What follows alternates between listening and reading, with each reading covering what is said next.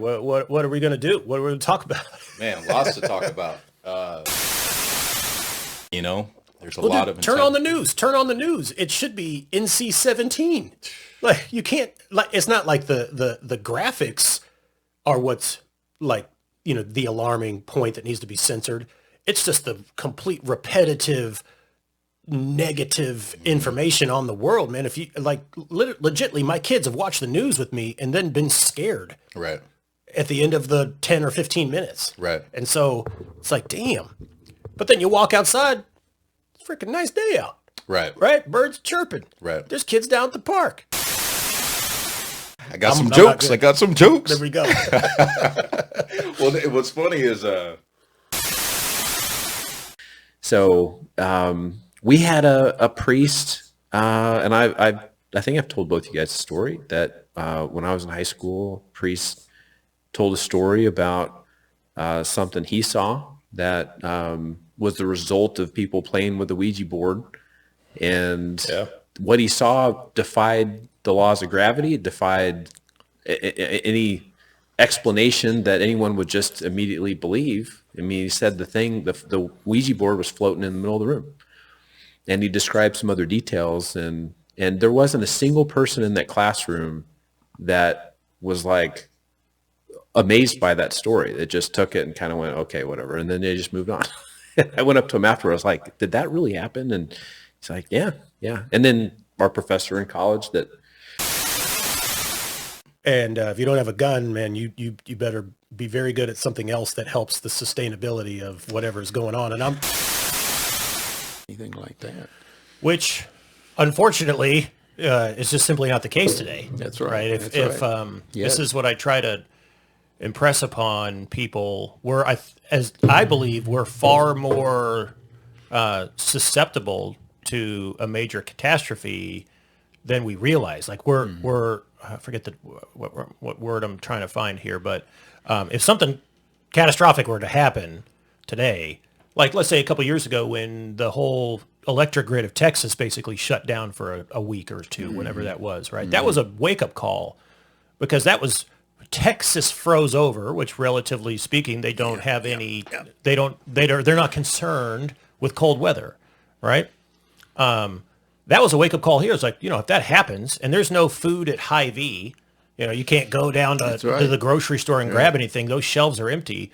I don't know how to garden. I don't have any backup supplies. And Texas was warned about this. Oh, their for sure. operating system was warned that a lot of their equipment did not have freeze protection, a lot of their generating equipment. They were warned about that, but nothing was done, or very little was done. And so that's the consequences of that.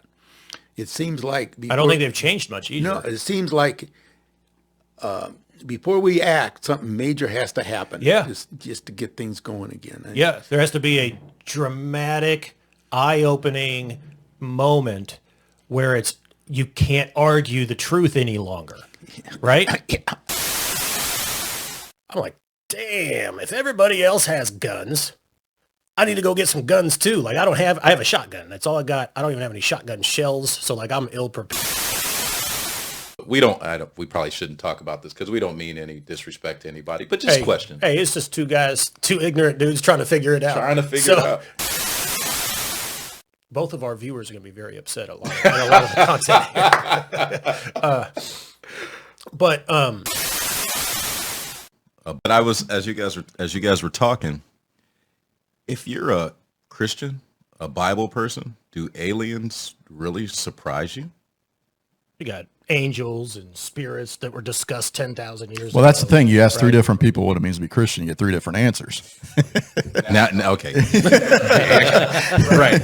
Absolutely right. So, But it's you would be crazy to believe that whoever created this is just it. You know what I mean? So none of it surprises me. So I guess maybe it doesn't interest me that much in terms of just read Genesis, then read the book of Enoch. And then all of this is like, well, they've been hiding this in plain sight. And then you get into the LiDAR stuff that we always talk about. There's so much uncovered stuff discovery wise. And stuff beyond us, like way beyond us. And I think that's what piques the interest to go. Frankly, I'm mad because we don't know yet. That's what I just want. We all want to know. I'm not afraid of whatever the truth would reveal, even though apparently the stories are, I think it was Eisenhower, maybe it was somebody else, whoever, supposedly learned the truth. Right. What he did is he went and cried for like an hour in the corner Right. because it was so depressing and sad. And then I forget, we might have talked about this last, I forget. I think it was Carter. Jimmy Carter. There you go. So Carter goes and cries in the corner when he learns why or what's really going on. But then there's some communication. I think it was some of these kids, maybe from the aerial phenomenon, maybe from that movie or from that documentary. But the communication from the alien was, you guys have no idea of your true potential, but you're nowhere near it, or you'll never get there, or something like that. And so it was a sad, the alien felt sorry for the human.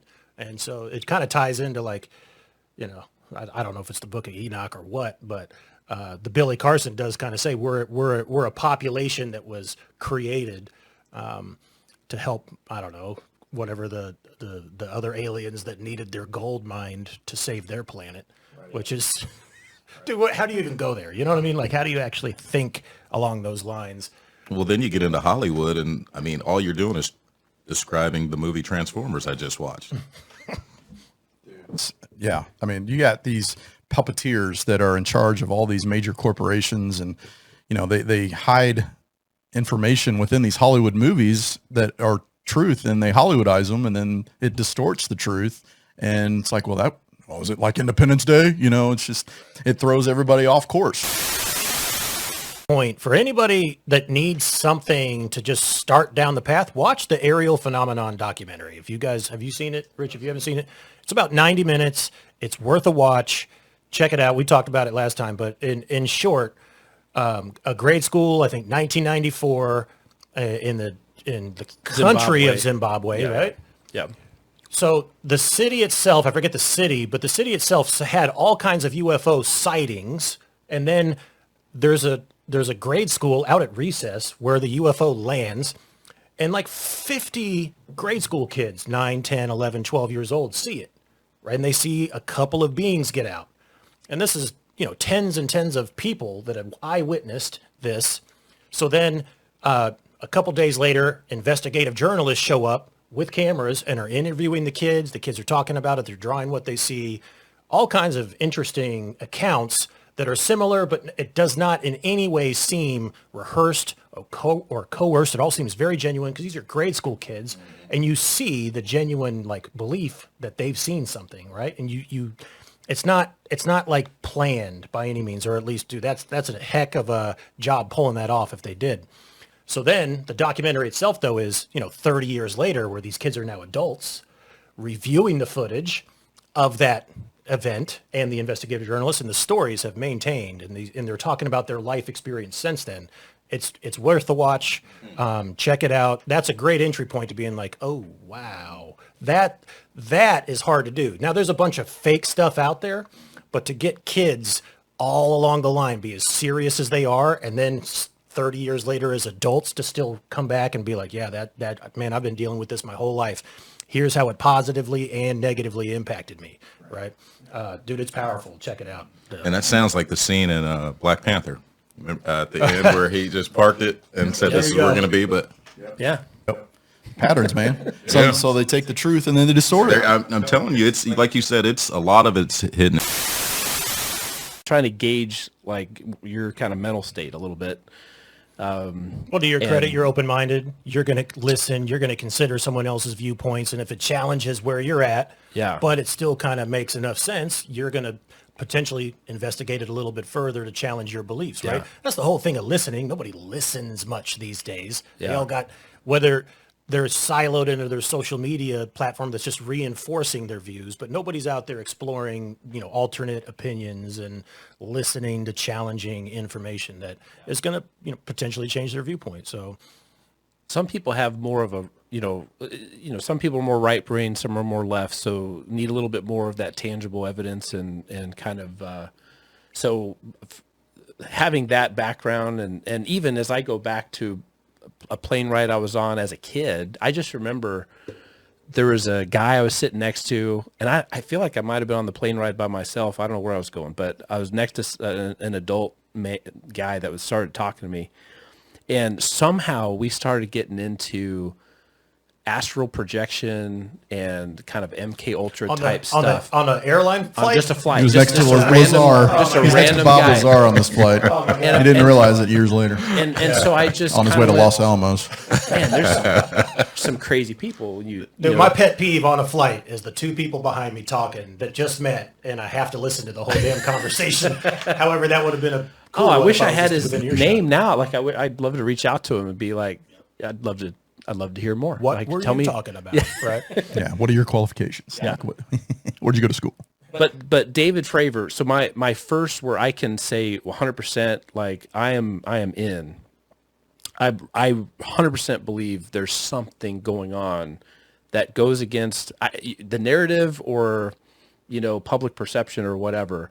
Was listening to him for 3 hours talk to Joe Rogan in great detail about himself, his backseater, and then two other pilots that saw something that defied all abilities of our current military might, and then you go, okay, so it's one of two things. It's either, human-made incredible technology and it wouldn't be the first time that there's something kind of incredible that we kind of keep, hidden, or they're out there, One of those two. So, and then when you have that, now you've kind of got a baseline for anything else that comes that you're already at this point. So then when you hear other people talk about in history seeing almost the exact same thing, 10,000 years ago, or other pilots saying they see it, and then you're kind of like, now you're open to, okay, I actually believe these. Mike's point, the patterns start connecting just from the things that you've learned throughout your life. And if there's been like little questions, little mental notes you put aside, you start connecting a few dots, and all you got to do is get a little bit of momentum, and then YouTube does the rest I'm just throwing you down that path. Yeah. The algorithms of YouTube is the algorithms in your mind. But so I'm along, man. Like I mentioned, man, I have no problem with anybody doing anything. If you're a man and you truly feel like you're supposed to be a woman, or vice versa, go be that. You know what I'm saying? The only challenge that I have is when it comes to athletic competitions and you're a biological male and now you declare yourself as female. Like, I understand the point. If I'm a female and I've trained in my sport, or even at Little League, high school, college, whatever the case is, and then some dude comes in who 3 weeks ago decided he was a woman, or a year or 2 years or whatever the case is, you have a distinct biological advantage in this competition. I understand the points there. And that would suck. If you haven't ever even had someone describe the next dimension, it's hard to understand what the heck that reality might even entail. We don't know what the hell AI really is. Like, when these people are saying, look, humanity is at risk right now because of this technology, we don't know what exactly is happening enough to evaluate, is there validity to what they're discussing, right? Like, I just don't know.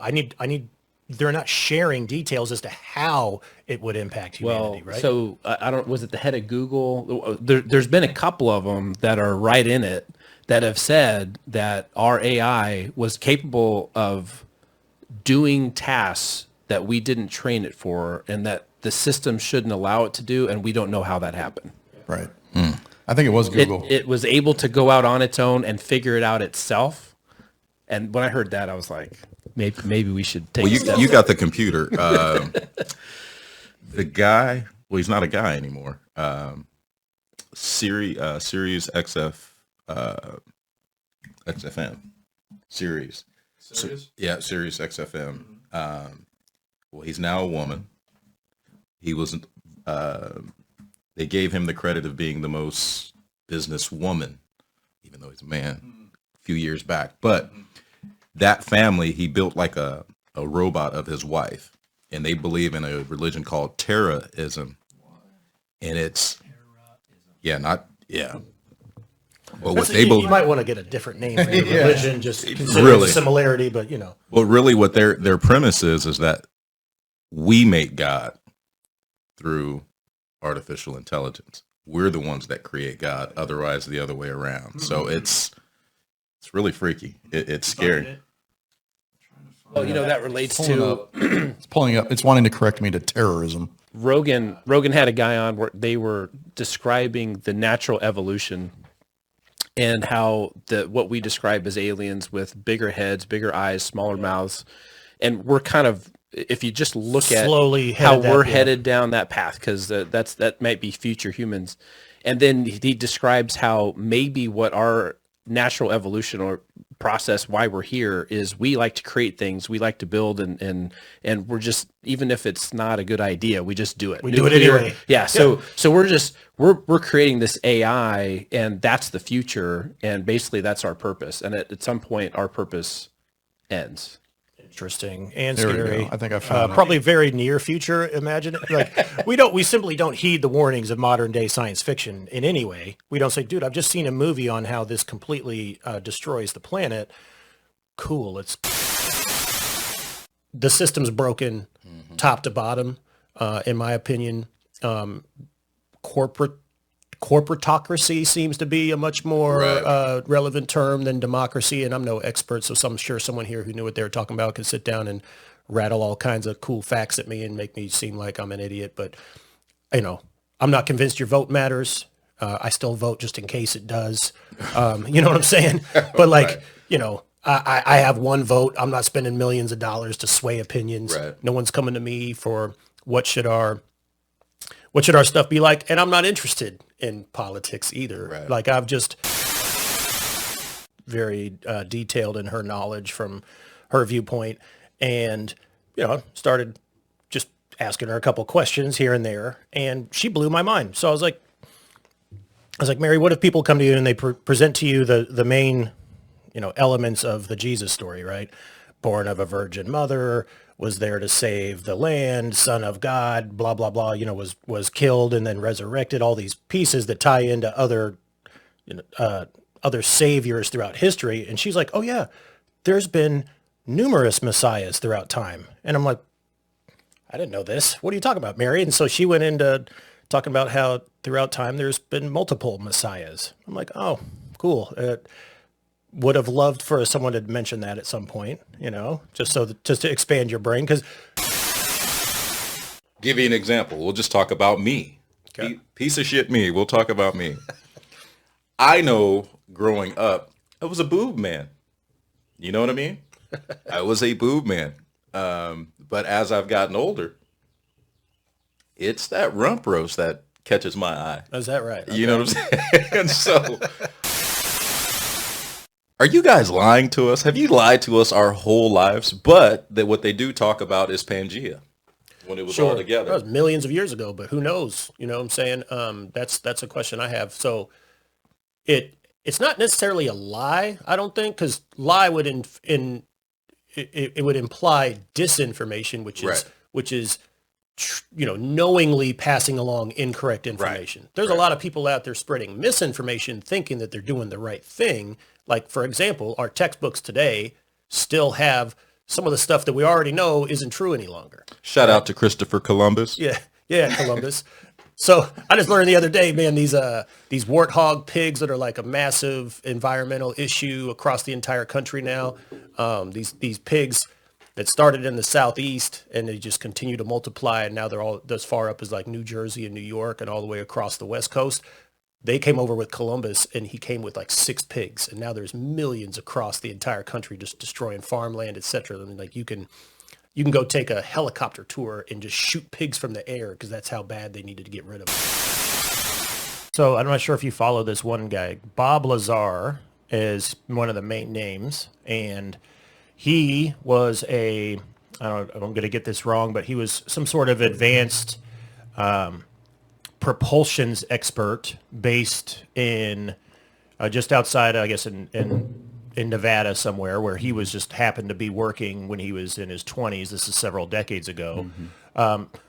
But he was recruited into work at not the Area 51, but off-site of Area 51, where they had some of the alien craft that they were trying to reverse engineer to figure out.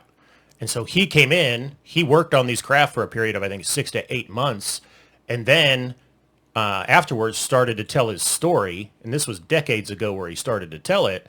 But part of what he's trying to reverse engineer was how they were able to generate gravity with their devices. So it's more of a, it's not necessarily a time travel, but it's potentially you can pinpoint where you want to be and then use gravity to pull you towards it some sort of fashion. And his story has remained remarkably consistent throughout decades. And if you just listen to his interviews where he's just talking and it's hard to sense that he's not, he's not actually telling the truth. And it's, various interviews throughout decades. Now the government turned his life upside down when he started to tell the truth. He actually had some other people come out of the woodwork too. They immediately disappeared and went in and decided not to go down the route that he went. So a lot of what he stated is also, I think, verified from what this guy was just, stating under oath. So it's like Independence Day type stuff, right? Where it's actually potentially valid. Which would turn a lot of people's perceptions of our exclusive, place in the universe, turn it upside down. Well, it's hard to believe that with all the different galaxies and stars and everything else that there isn't life out there. See, a man of science. But again, you have to look at the vast distances out there. Yeah. And you think of space. Well, what is space? It's basically infinity. I mean, it's just goes on and on and on. And that's something that's a hard concept to accept. But it's difficult to even wrap to the concept of infinity is wrapping your mind around infinity. Just our singular galaxy, the Milky Way. I try to explain to the kids how large it actually is. So for the last 2,000 years, if you had been traveling at the speed of light with a goal of going from one end to the other, you would be 2% of the way there. And you can kind of see it sink in a little bit, but these mass concepts of numbers that kids or just anybody generally can't get their mind around. I've tried to find ways to at least relate it to a concept that we're familiar with.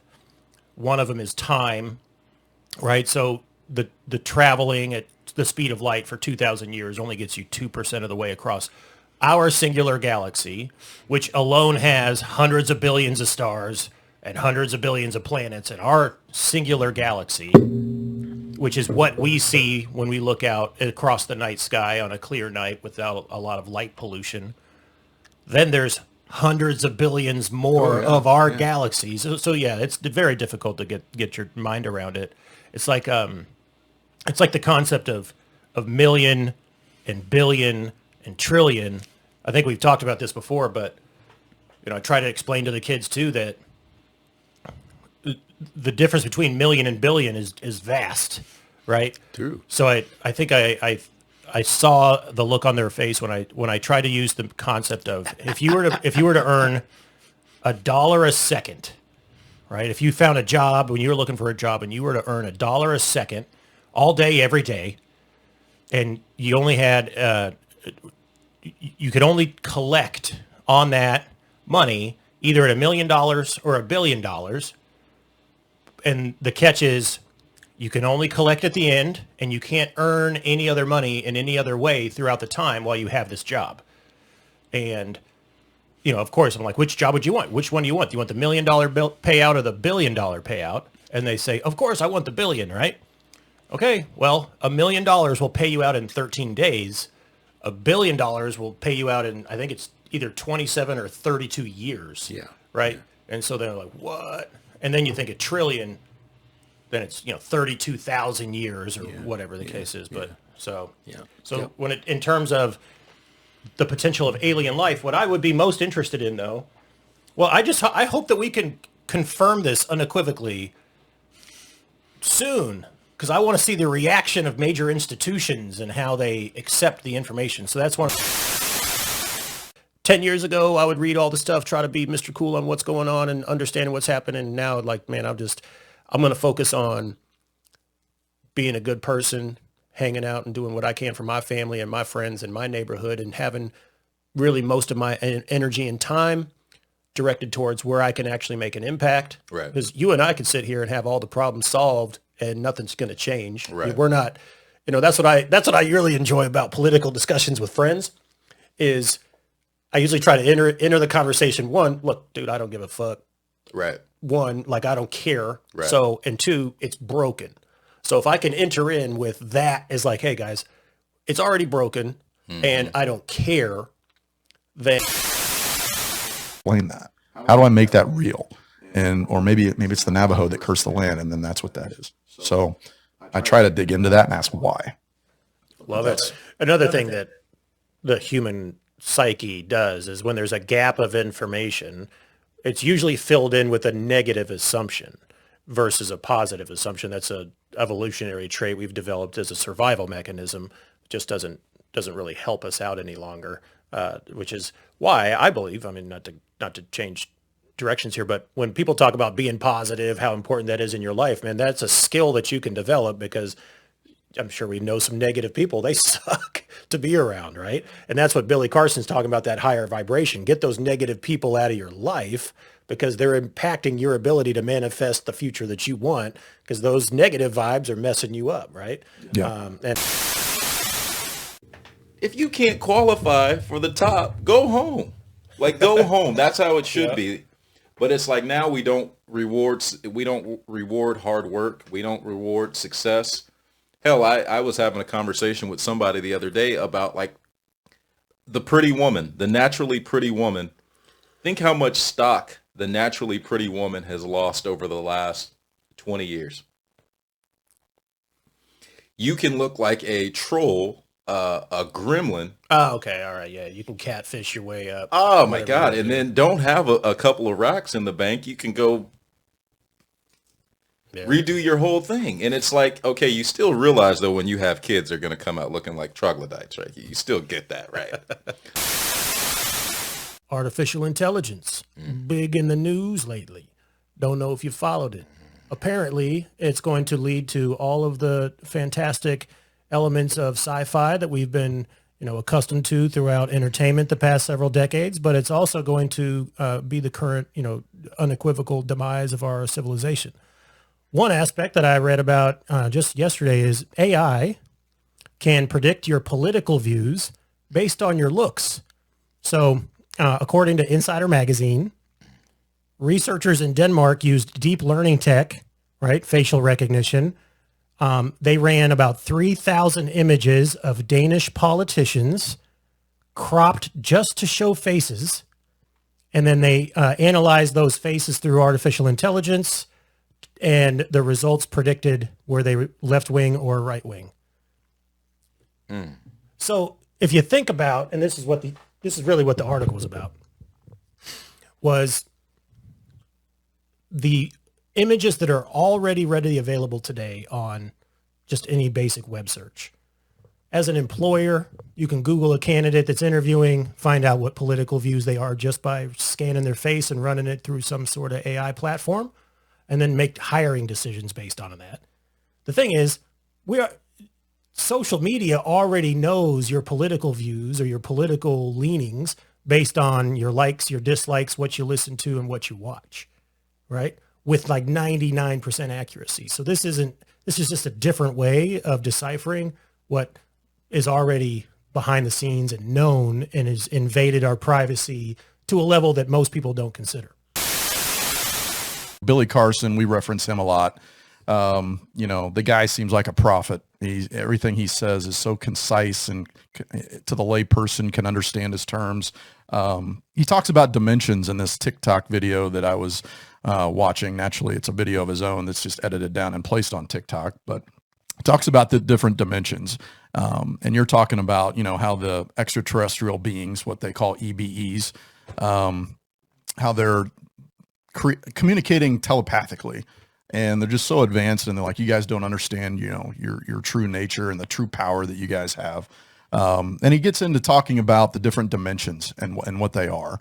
And one dimension is when you write on a piece of paper from one point to another. That's one dimension. Dimension number 2 is connecting those points together to maybe write a house or some sort of object. And then the third dimension is us looking at that house. We're a third dimensional world. So a lot of these extraterrestrial beings, he said, are fourth dimension. So the fourth dimension, everybody thinks it's like 3D printing. They consider that like third dimension. That's not third dimension. The third dimension is taking a step back, and you can see the the fourth dimension. The fourth dimension, I'm sorry. Fourth dimension is taking a step back and seeing the past, present, and future of the third dimension.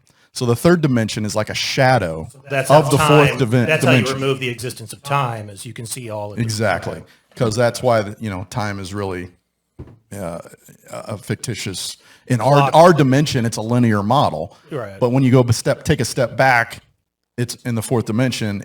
It's all it's all encompassing. Okay. So, and then supposedly there's 11 dimensions. So yeah, well, let's try to go to a fifth dimension. What does that mean? Because I think the fourth dimension, you can visualize it a little bit. I think Christopher Nolan did a good job in Interstellar, maybe projecting it in some sort of visual gravity. Capacity. Yeah. What's the fifth dimension then? So it seems like everything is taking a step back and looking at it from a different lens. And the one dimension, the second dimension, the third, you're continually taking a camera and you're zooming out and looking at it from like a perspective up in the clouds, looking back down on something that might be a shadow, which is when then you get involved with frequencies and vibrations. So that leads into that whole conversation. Much like Skinwalker Ranch and the 1.6 gigahertz frequency. And that's Tesla's quote on how to think about the entire existence of the universe. Yeah. I mean, because Billy Carson talks about how everything is made of light. And what keeps these particles together in this table is electromagnetic, the pulling of the electromagnetic of the light particles within this table. And if we find the right frequency, we can place our hand through these particles, because a majority of these particles is air. And so if we find that right frequency, we can put our hand through this table, and it's just a matter of asking the right questions. Like, what is that frequency? How do we get there? And just being curious in nature, hopefully we get there. So the other thing that connects to this pulling back layers, pulling back is the holographic projection model of that Billy Carson and others have talked about, that if you look at a hologram and you zoom in on a piece of it, you'll see the entire picture within that piece. And then if you zoom in further, you'll see the whole and it just keeps going forever. Right. Like a fractal or something. Yeah. But it's all light. It's all light. And that's crazy. He says he came up with the word angels, basically of angles.